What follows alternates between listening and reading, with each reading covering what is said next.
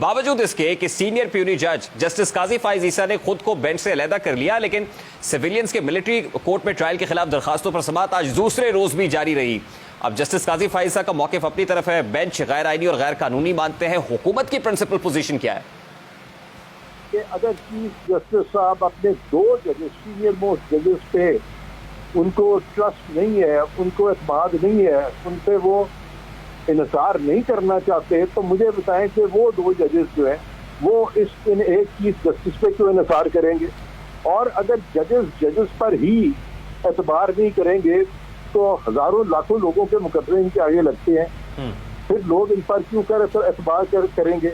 और फिर ये जो बेंच बना है ये इतना कंट्रोवर्शियल बेंच है कि ये जो भी फैसला देगा इसकी लेजिटिमेसी हो ही नहीं सकती। तो क्या था आज चीफ जस्टिस साहब सारे जजेस के साथ मुशावरत कर लेते, अगर उनको ये एतराज था कि why first three why not all, तो फिर तो समझ आती, फिर सारों से मशवरा कर लेते। अच्छा, कहीं इरफान साहब ये तासुर देने की कोशिश की जा रही है कि इसको फुल कोर्ट ही समझा जाए, क्योंकि वो 4 जजेस वेकेशंस के ऊपर है, तातीलात चल रही होती है, अपनी अपनी रजिस्ट्री के अंदर भी मामला होते हैं, इसको फुल कोर्ट ही समझा जाए कि हमने तो 2 सीनियर मोस्ट जजेस इंक्लूडिंग सीनियर प्यूनी जज जस्टिस काजी फाइज ईसा को इसमें शामिल कर लिया। जो है वो फौरन उसी वक्त क्या कहिए, आप काम पे आए, क्या मतलब है वेकेशन का इनका?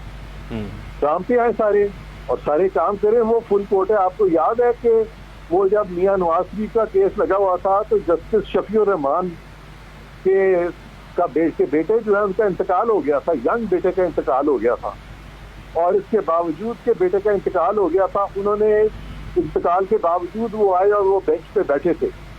ये होती है सेंस ऑफ रिस्पॉन्सिबिलिटी और ड्यूटी। ये कोई तरीका नहीं है जिस तरह से ये सारा कुछ किया जा रहा है। और ये अगर ये कंसेंसस के साथ बेंचेस बनाए तो फिर तो ये फंडामेंटल राइट्स की बात करें।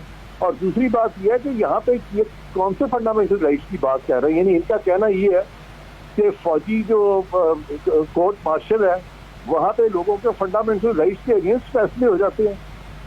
तो वहाँ पे फौज ने कितने सिविलियंस को आज तक ट्राई किया? मेरा ख्याल है वो आटे में नमक है जिनको ट्राई किया, और जिनके बारे में कोई ऐसे फैसले अदालतों के नहीं आए कि वहाँ पे फंडामेंटल राइट्स जो थे उनके इम्पैक्ट हुए थे।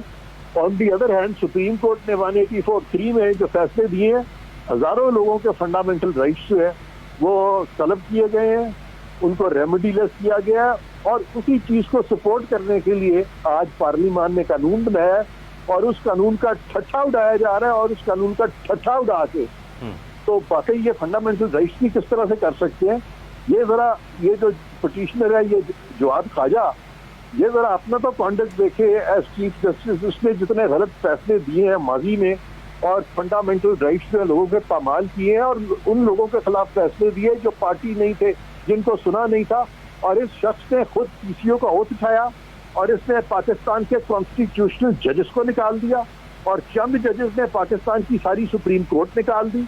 ये फंडामेंटल राइट्स के चैंपियन ये सारे एक्सपोज हो चुके हैं और ये अभी मजीद एक्सपोज होंगे। इरफान खान साहब, लास्टली आपसे ये समझना चाहेंगे कि आज ये कहा गया कि मंगल तक इस केस के फैसले को तक पहुंच जाएंगे, तो जो भी नतीजा होगा अब इसके बाद होगा क्या? मतलब ये जो भी फैसला सुना दिया जाता है, अगर कुछ स्टे आ जाता है तो फिर क्या लाहेअमल होगा, क्या कर रहे होंगे फिर?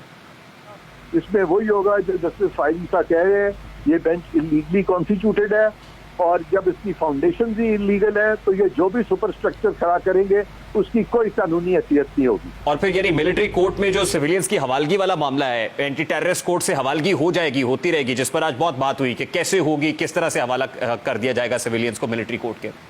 पाकिस्तान की मिलिट्री इतनी वीक नहीं है कि वो ऐसे सुप्रीम कोर्ट की बात माननी शुरू कर दे जो खुद कानून को वायलेट कर रहा है।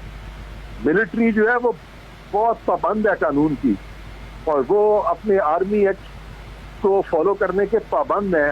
ये उनकी मर्जी नहीं है और कोई उनको इससे हटा भी नहीं सकता कि वो एक राइजल वक्त कानून है जो कि आर्मी एक्ट है, उसको कैसे सुप्रीम कोर्ट कह सकती है कि ना फॉलो किया जाए? सुप्रीम कोर्ट खास तौर पे वो उस तरीके से बेंच बना के जो कि वैसे ही गैर कानूनी है।